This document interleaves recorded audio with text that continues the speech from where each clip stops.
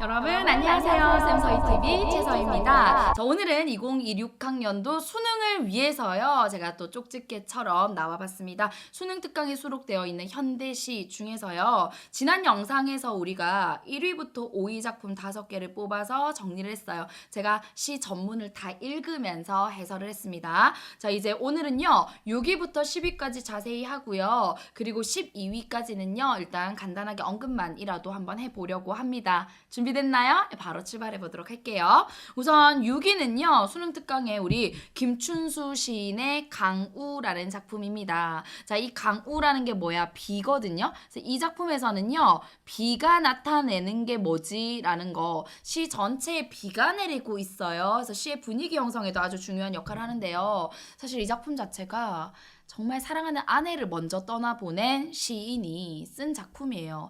아내를 위한 아예 시집 하나를 냈거든요. 그 시집 안에 들어있는 작품 중에 하나인데 연계교재에도 종종 활용이 됐었고요. 출제가 됐었고요. 2011학년도 아주 옛날이긴 한데 6월 평가원에서도 다뤄진 그런 작품입니다. 제가 읽으면서 한번 가보도록 할게요. 우선은 본문 들어가기 전에 비라는 거 요런 거 챙겨놔. 화자의 내면적인 슬픔을 비가 내리는 것으로 시각화했다라는 거 요거 하나 챙겨두세요. 갑니다.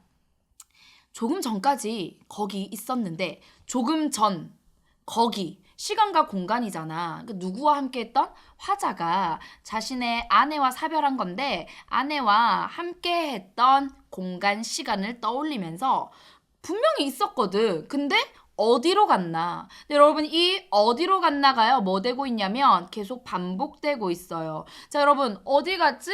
어디 갔지? 이거 반복된다는 것은 아내를 찾고자 하는 마음이 강조되고 있는 거지. 근데 아내는 저 세상으로 갔잖아. 그러니까 이 아내를 애타게 반복해서 찾고 있다라는 것은 아내에 대한 그리움의 정서를 강조하고자 하는 반복이다라는 거 알 수 있죠. 밥상은 차려놓고 어디로 갔나? 넙치지짐이 맵싸한 냄새가 후각적 이미지. 코를 맵싸하게 하는데 여러분 이제 아내와 함께했던 일상적인 음식들을 떠올리는 건데 이 넙치지짐이 냄새를 딱 맡으니까 아내가 또 그리운 거야. 어디로 갔나? 이 사람이 갑자기 왜 말이 없나? 내 목소리는 메아리가 되어 되돌아온다. 여기선 또 청각적 이미지가 나타나네요. 너무 슬픈데? 자, 내 목소리만 내 귀에 들린다. 이 사람이 어디 가서 잠시 누웠나? 옆구리 담개가 다시 도졌나? 아니. 이번에는 그게 아닌가 보다. 여러분 봐. 어디 갔지? 평상시에 종종 그랬던 것처럼 어디 가서 잠깐 누워있는 건가? 아니야. 옆구리 담개가 늘 도졌는데 그게 다시 도진 건가? 이런저런 생각을 하다가 이번에는 그게 아닌가 보다라고 얘기를 하죠. 이번에는 그게 아니다라는 건 일시적으로 지금 내 눈에 안 보이는 게 아니야. 죽음을 자각하고 아내의 죽음을 실감하고 있는 대목이다라는 거 알 수 있습니다. 자, 계속 이어서요. 한 뼘, 두 뼘 어둠을 적시며 비가 온다. 여러분 이 어둠을 적시면서 비가 온다. 이때 이 비를 우리는 객관적 상관물이라고도 얘기할 수 있는데 사실상 그 용어 자체가 막 출제되기보다는 걔를 이렇게 풀어서 설명을 합니다. 그래서 수특 문제에서는 화자의 내면의 슬픔을 시각화한다라고 표현이 나왔고요. 아예 문제에서 우리는 이 비라는 것이 기본적으로 슬픔을 구체적으로 드러내주는 슬픔을 혹은 극대화시키는 그런 소재로 기능을 한다라고 생각하시면 되겠습니다. 혹시나 하고 나는 밖을 기웃거린다. 나는 풀이 죽는다. 여러분 기웃거린다라는 건 뭐야? 혹시 아내가 오는 소리 아닌가? 오지 않을까? 기대죠. 근데 바로 풀이 죽는 건 뭐야? 그렇지. 아내는 이제 못 보는 곳으로 갔지. 좌절입니다. 빗발은 한치 앞을 못 보게 한다. 여러분 생각해봐. 이때 이 비가요. 진짜로 밖에서 내리는 비일 수도 있고요. 첫 번째. 두 번째는 내 안에 정말 폭포수처럼 흘러 넘치는 눈물일 수 있다는 거지. 맞지? 왠지 느닷없이 그렇게 퍼붓는다. 지금은 어쩔 수가 없다고. 여러분 어쩔 수 없다라는 건 뭐예요? 체념이죠. 그래서 체념적으로 어쩔 수 없다 하고 수용하면서 마무리가 되고 있다라는 것까지 정리할 수 있겠습니다. 자, 여러분 전체적으로 이 흐름을 따르고 있어요. 아내와 공유한 일상을 떠올리면서 조금 전까지 여기 있었는데 어디로 갔지? 일단 찾아요. 부재를 인정하지 못하는 모습 보이다가 자각을 하죠. 이번엔 그게 아닌가 보다 하면서 마지막에는 어쩔 수가 없다고로 마무리가 되면서 그 아내와의 사별을 체념적으로 수용하는 화자의 모습을 확인할 수가 있겠습니다. 자, 넘어가도록 할게요.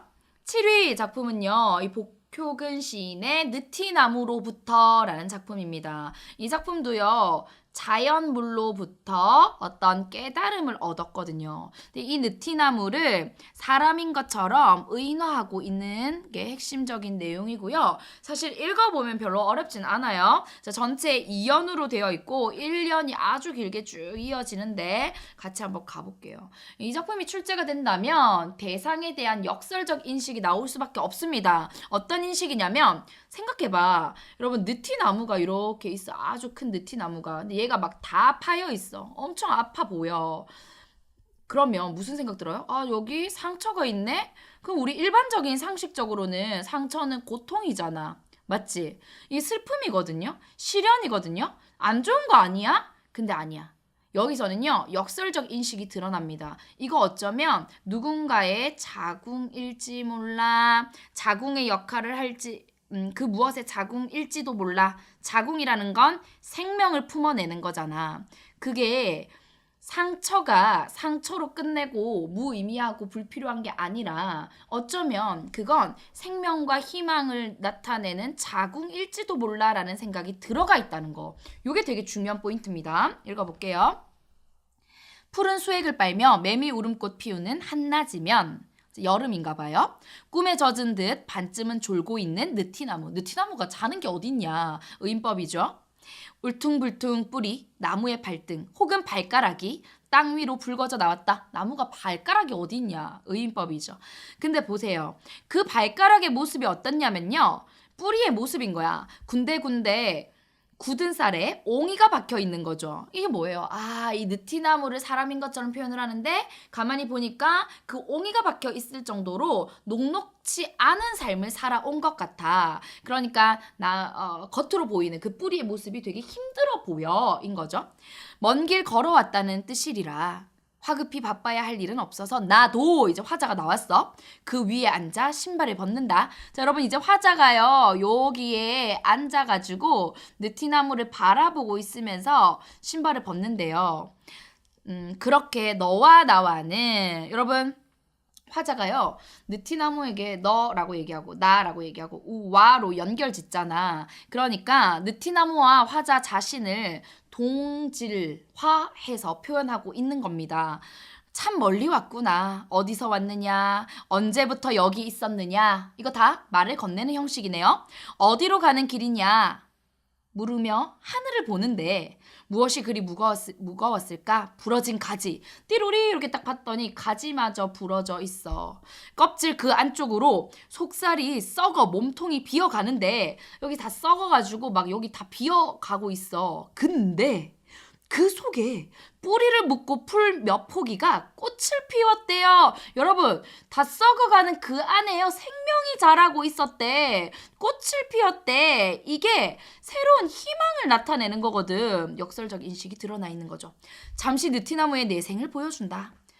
돌아보면 삶은 커다란 상처 혹은 구멍인데 이건 느티나무만의 문제가 아닌 거야. 우리의 삶도 이와 마찬가지라는 인식이 있는 거죠. 그러니까 우리의 삶도 상처 혹은 구멍으로 지치고 아프고 힘들단 말이야. 근데 그것은 또 느티나무처럼 그 무엇의 자궁일지 알겠는가? 그러니 섣불리 치유를 꿈꾸거나 덮으려 하지 않아도 좋겠다. 아픈 거 있잖아. 그거 섣불리 외면할 거야. 혹은 덮어버리자. 피하고 싶어. 이렇게 할 필요가 없다는 거예요. 어쩌면 그 아픔이 누군가의 생명을 키워내는 자궁일지도 몰라라는 생각을 하기 때문이죠. 그런 이제 깨달음을 딱 얻었어. 상처가 생명의 근원이 될 수 있다는 깨달음을 얻으면서 1연이 마무리가 돼요. 그리고 이제 2연이 짧게 딱 덧붙는데 그 2연 한번 읽어볼게요. 때 아닌 낮 모기 한 마리 내 발등에 앉아 배에 피꽃을 피운다. 그러니까 이게 무슨 말이냐면 모기가 화자의 발등에 앉아서 피 빨아먹고 있다 이 얘기야. 잡지 않는다. 왜 나는 이런 깨달음을 얻었어. 그러니까 모기 그냥 두는 거야. 이걸요 타자를 배려하는 삶에 대한 어떤 행동이다라고도 읽어낼 수 있다는 거죠. 남은 길이 조금은 덜 외로우리라. 다시 신발끈을 맨다. 자, 신발끈을 맨다는 건 뭔가 생의 의지, 앞으로 살아갈 길에 대한 다짐을 나타내는 행위다라고 할 수 있고요. 나 이제 앞으로 남은 내 삶이 좀 덜 외로울 것 같아. 왜? 내가 이런 걸 깨달았거든. 그러니까 다른 타인에 대해서 포용하고 배려할 수 있는 자세로 살아가야 되겠다라는 깨달음을 얻고 나서 모기도 죽이지 않았잖아. 그래서 그런 타자를 배려하는 삶을 살아야 되겠다라는 의지를 다시 신발끈을 맨다로 마무리 지으면서 보여주고 있는 작품이다. 이렇게 정리하겠습니다.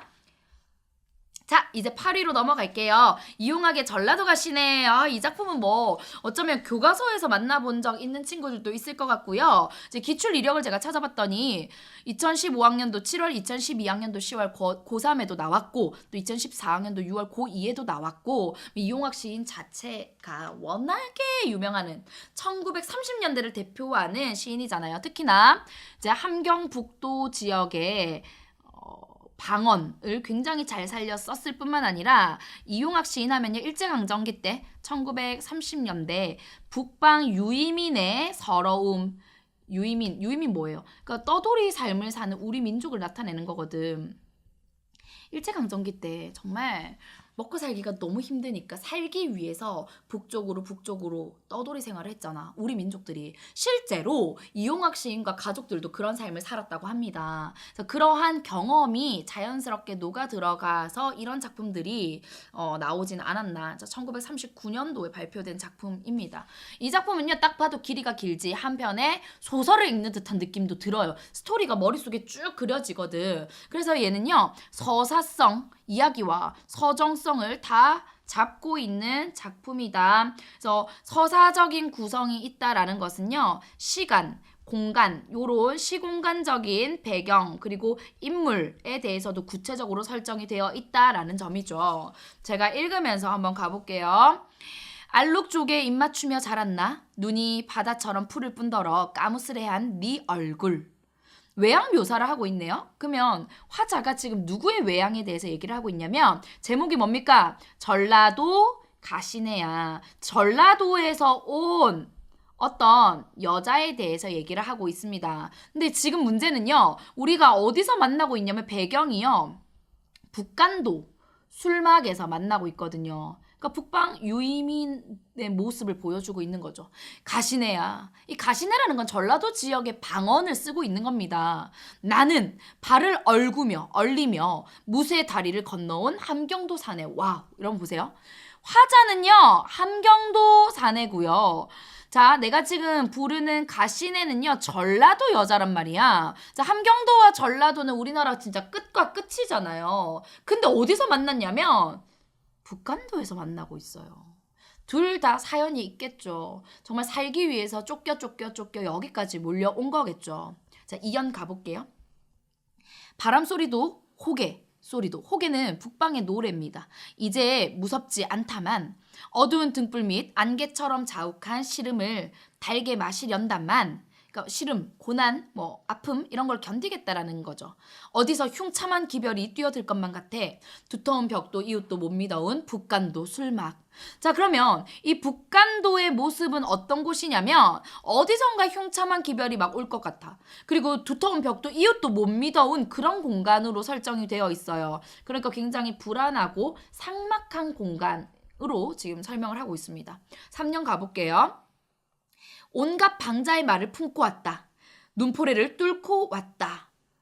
뭐뭐 왔다. 유사한 통사 구조도 반복되고 있고요.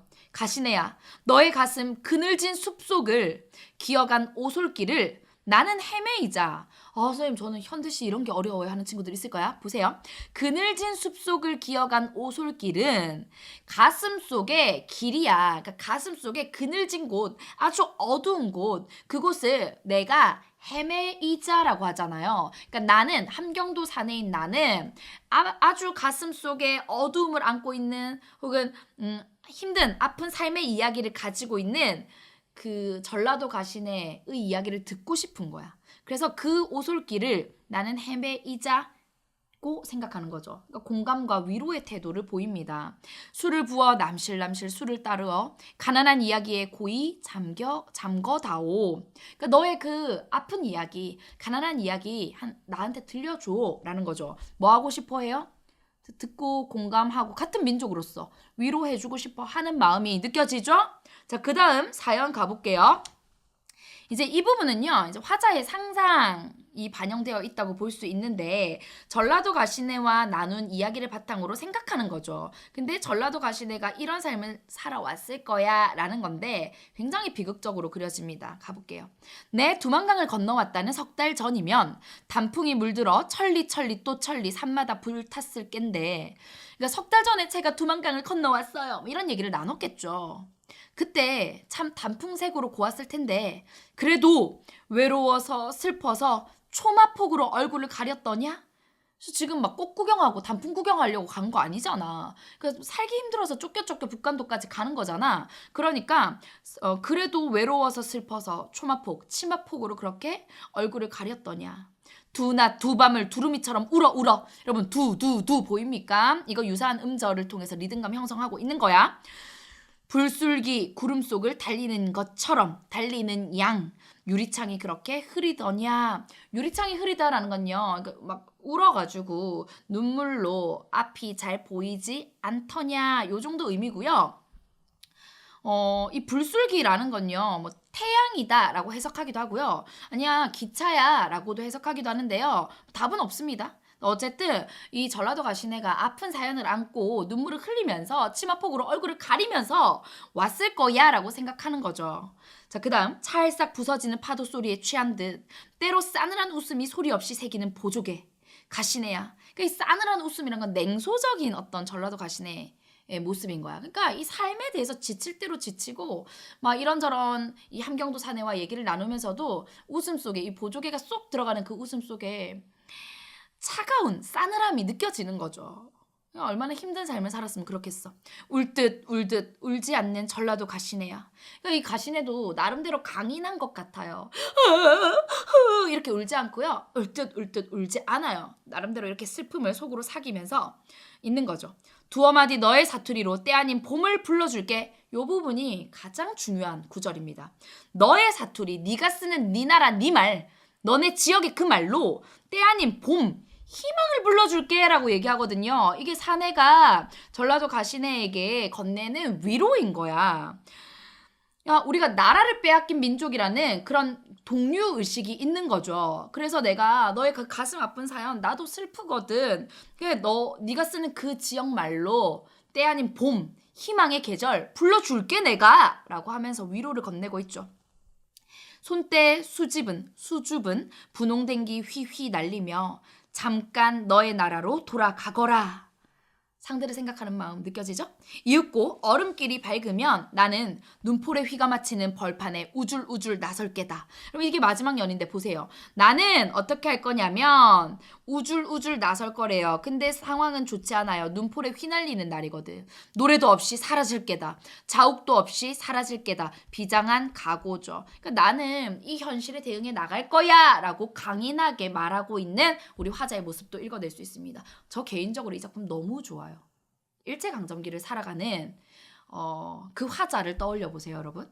어떻게 이렇게 말할 수 있겠니? 근데 내 삶은 두렵고 무섭고 힘들어. 전라도 가시네 삶도 우리 같은 민족이잖아. 마찬가지인 거야. 위로해줄게.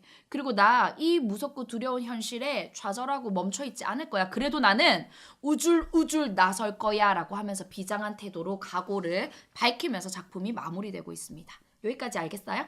자, 이제 두 작품 남았네요. 9위 작품 최승호 시인의 내 영혼의 북가시 나무인데요. 이 화자가요, 자기의 영혼을 북가시 나무라고 표현하고 있거든. 이 북가시 나무가 어떤 영혼에 대해서 얘기를 해주는 거냐면 바로 요 의미입니다. 현실은 횡포야. 근데 온통 상처만 주는 그런 현실이거든. 근데 결국 내가 지향하는 건 순수함, 고결함을 지향해요. 그래서 내 영혼은요, 순수함과 고결함을 추구하는 그런 영혼을 나는 가지고 있다라는 거. 이게 이 작품의 핵심입니다. 그런 걸 나타내기 위해서요, 여기 대조되는 표현들이 보이는데, 엿장수, 깃발, 플래카드, 가위질, 대장간의 낫, 톱니들, 이거 다 부정적인 것들이거든. 이 북가시 나무에게 상처만 주는 것들이란 말이야. 근데 화자가 지향하는 건 신목입니다. 화자의 삶의 지표가 되는 신성한 존재를 신목으로 나타냈는데요. 한번 읽어보겠습니다. 하늘에서 새 한 마리 깃들이지 않는 내 영혼의 북가시 나무를 무슨 주위의 엿장수들이 가위질한지도 오래됐다. 그러니까 뭐뭐 주의 뭐 이런 건요, 어떤 이념 같은 것을 막 강요하는 엿장수들이라고 표현하는 건데요. 진짜 뭐 엿을 파는 사람을 나타낸다기보다는 뭐뭐주의가 중요한 거야, 뭐뭐주의가 더 중요한 거야, 뭐뭐주의를 세뇌시키려고 하는 뭐 그런 사람들이 난도질을 한 거죠, 가위질로.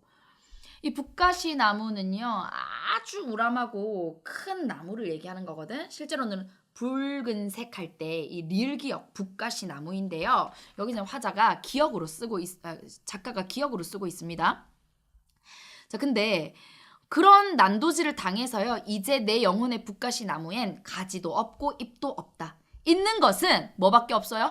흠집투성이 몸통밖에 없어. 그러니까 나는 상처를 입을 대로 입은 거야. 이념이 강요되는 현실에서 입은 상처에 대해서 얘기를 하는 거죠. 허공은 나의 나라. 이 허공은요, 북가시 나무에게 있어서는 암의 침입을 받지 않는, 그러니까 정말 자유가 보장되는 공간인 거야. 왜냐하면 얘는 엄청 우람하고 높이 자랄 수 있잖아요. 나무가 이렇게 자란단 말이야. 그러면 허공까지는 이 엿장수들만 난도질하는 사람들이 못 와. 그러니까 이곳은 무슨 나라? 나의 나라라고 생각하는 거죠. 거기서는 더 해 입을 것도 의무도 없으니 이곳은 화자가 꿈꾸는 세계인 거야. 자유가 인정되는 세계. 죽었다 생각하고 사라진 신목의 향기도 여기서 맞는 거죠. 자, 이 신성한 나무, 이 신목은 화자의 삶의 지표가 되는 존재라고 얘기를 했어요. 근데 그 신목의 향기를 맡으면서 내가 나름대로 버티고 있어. 밤에는 그렇게 밤을 보내고 깨어나면 다시 이 허공과는 반대되는 공간 어디예요? 국도변이죠. 바로 이겁니다, 여러분. 3년 보세요. 깨어나면 다시 국도변에 서 있는 내 영혼의 북가시 나무. 잠깐 그 허공에서 밤에 신목의 향기를 맡으면서 이제 이 밤을 보냈어. 근데 눈을 뜨면 다시 내 눈앞에 펼쳐지는 국도변, 이 현실은 굉장히 폭력적이고 비참한 그런 현실인 거죠. 귀 있는 바람은 들었으리라. 원치 않는 깃발과 플래카드들이, 그러니까 온갖 깃발, 플래카드 이런데 막 이념, 구호, 막 선동질하는 내용 이런 것들이 담겨 있는 거지. 내 앙상한 몸통에 매달려 나부끼는 소리. 이 나무에 그런 플래카드들 막 매달잖아요. 그 뒤에 내 영혼이 소리 죽여 울고 있는 소리를. 내 영혼이 그만큼 상처를 받고 있는 거지. 봄 기운에 사연 갑니다.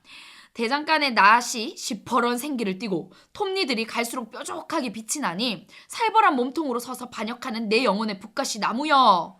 여러분, 여기서 핵심은요, 대장간의 낫, 톱니들 역시나 뾰족해요. 얘네들은요, 여기 아까도 얘기했지만 엿장수의 가위질과 마찬가지로 북가시 나무에게 상처를 입히려고 하는 존재들이야. 근데 거기 서서 반역하는 내 영혼의 북가시 나무여라고 했어요. 이 나무는요, 반역한다라고 되어 있거든. 그러니까 그러한 톱니나 낫의 위협에 굴복한다 안 한다 안 해요. 굴복하지 않고 저항하는 모습을 가지고 있네라는 거 되게 중요한 부분입니다. 결국 화자가 지향하는 모습인 거야. 현실은 시궁창, 날 괴롭혀. 그러나 나는 끝까지 포기하지 않고 반역의 자세를 가지고 있을 거야 라는 거죠.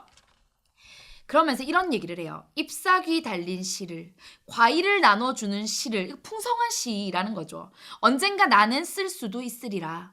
초록과 금빛의 향기. 향기는 냄새, 후각인데요. 초록과 금빛, 시각으로 표현하고 있는 거, 공감각적 이미지죠. 후각의 시각화 사용했고요. 그런 시를 나는 쓸 수도 있다라는 믿음을 갖고 있는 거죠. 그러니까 이런 현실에 굴복하지 않고 영혼의 순수성을 지켜서 아름답고 풍요로운 시를 쓰고자 하는 화자의 태도를 읽어낼 수 있습니다.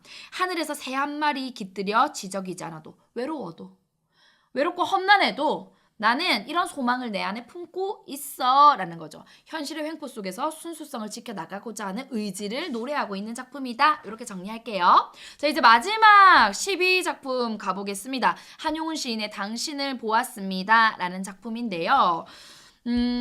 또 역시나 이것도 정지용 시인의 지난 시간에 우리가 같이 살펴봤던 불사조처럼요. 유명한 작가거든? 그런데 잘 알려져 있지 않은 여러분이 낯설게 느껴지는 기출 이력이 하나도 없는 그런 작품을 가지고 왔습니다. 자, 일제강점기라는 시대를 놓고 봐야 돼요. 그 시대는 안타까운 상황인 거죠. 사회적 약자를 억압하는 그런 현실인 거죠. 여기서 이 작품에서요. 나를 억압하는 주인과 장군의 모욕과 능욕을 여러분이 읽어낼 수만 있으면 작품 이해 끝입니다. 그럼 여기서의 당신은요. 뭐 보기에서 여러 가지 맥락을 주겠지만 우리나라 조국을 생각하시면 되겠습니다. 일제강점기 때는 여러분 나라를 잃었잖아. 근데 나라 잃었어. 넌 영원히 돌아오지 않을 거야. 이게 아니야.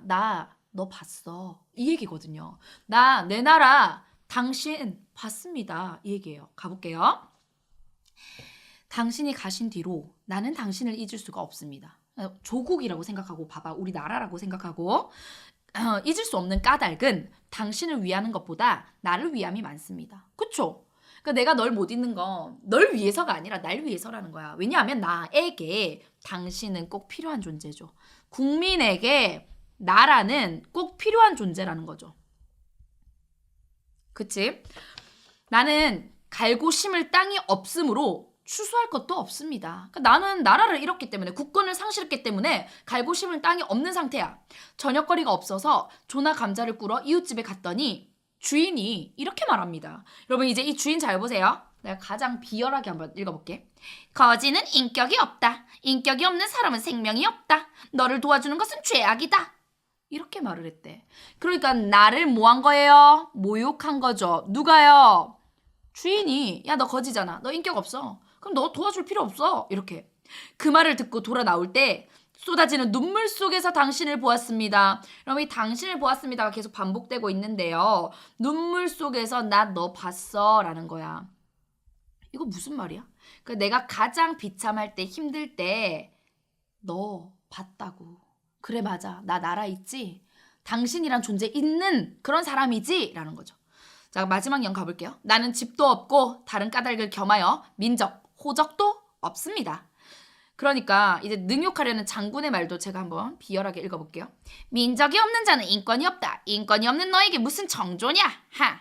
이렇게. 그렇게 능욕하려는 장군이 있었습니다. 그를 항거한 뒤에 남에게 대한 격분이 스스로의 슬픔으로 바뀌려고 하는 찰나에 나 그때 당신을 봤다라는 거야. 자, 내가 가장 비참할 때 그리고 스스로의 슬픔으로 바뀌려고 하는 찰나는 이런 능욕하는 말을 듣고 모함을 당했을 때 내가 스스로 자책하고 좌절에 빠져 있는 그 순간에 나 당신이란 존재를 떠올리고 봤다는 거야. 영탄법이네요. 온갖 윤리, 도덕, 법률은 칼과 황금을 제사 지내는 연기인 줄을 알았습니다. 그러니까 이거 뭐야? 윤리, 도덕, 법률이라는 게 사실은 정의를 위해서 필요한 거잖아. 근데 지금 이 시대는 어떤 시대냐면 칼, 권력이죠. 황금, 돈이죠. 그런 것을 제사 지내는 연기에 지나지 않는다는 거야. 다시 말해서 윤리, 도덕, 법률이 지금 일제강점기라는 이 시대는 권력과 돈을 숭배하는 데 지나지 않는 연기, 덧없는 것에 지나지 않는다라는 걸 나 알았대. 그럼 어떤 생각이 들까요? 영원의 사랑을 받을까? 인간 역사의 첫 페이지에 잉크칠을 해버릴까? 술을 마실까? 그렇게 이런저런 생각으로 망설일 때 당신을 보았습니다 라는 거죠. 그러니까 내가 이런저런 생각으로 정신적인 고뇌, 갈등, 방황을 할 때 나, 당신, 내 나라, 내 조국을 봤어요. 이 말은 내가 극도로 삶을 포기하고 싶을 때 자책하고 좌절할 때 너를 잊지 않았어. 너의 존재를 의식했고 네가 있다는 사실을 나는 인정했어. 이런 비참한 현실을 극복하겠다는 의지도 있어 라고 정리할 수 있겠습니다. 여러분 이 작품과 관련해서요. 우리 일제강점기는 아니지만 이 한의 정서 있잖아. 우리 민족이 가지고 있는 한의 정서를 뻐국새의 울음으로 나타낸 이 송수건 시인의 지리산 뻐국새라는 작품 있죠. 제가 이걸 참고로 가지고 온 이유는 사실 과거에 한번 출제됐던 적이 있는데요. 요 순위 안에는 없지만 순위 못지않게 사실 굉장히 작품만 놓고 보면 아주 중요한 작품이라서 우리 쌤서희 TV에선 따로 다뤘습니다. 그래서 영상 길지 않으니까 꼭 한번 찾아봤으면 좋겠고 우리 민족이 가지고 있는 이 서러움의 정서, 한의 정서를 노래하고 있는 작품인데 굳이 제가 여기서 언급하는 이유는요. 혼자 공부하기에는 다소 까다로운 작품이라서 따로 영상을 만들었어요. 그래서 송수건 시인의 지리산 뻐국새는 반드시 찾아봤으면 좋겠습니다. 자 이제 마무리할게요. 11위, 12위는요. 백석 시인의 남신의주 유동 박시봉방이라는 작품 그리고 김수영 시인의 파밭가에서라는 작품 가지고 왔는데요. 두 작품 모두 다 유명한 작가의 유명한 작품이거든요. 근데 그냥 읽어보아도 충분히 공부 가능할 것 같아서 제가 자세히 해주진 않을 거예요. 그래서 여러분이 한번 쭉 넘겨가면서 수능 특강 이제 확정적으로 공부를 해 나가야 되잖아. 요런 작품들도 있구나라고 챙겨보시면 좋겠습니다. 짠! 쌤서희 TV 현대시 수능 특강 이제 두 번째 시간 이렇게 마무리하도록 할게요. 자 이것보다 훨씬 많은 작품들이 있거든요. EBSI 파이널 체크 포인트 최서의 문학 가면요. 구체적으로 더 많은 작품들 공부할 수가 있겠습니다. 자 이 강의는요. 오며 가며 자투리 시간 활용해서요. 여러 번 반복해서 들으면 좋아요. 자 오늘 여기까지 할게요. 자 구독과 좋아요 알림 설정은요. 수능 국어 1등급으로 가는 지름길을 열어드립니다. 다음 시간에 만나요. 안녕!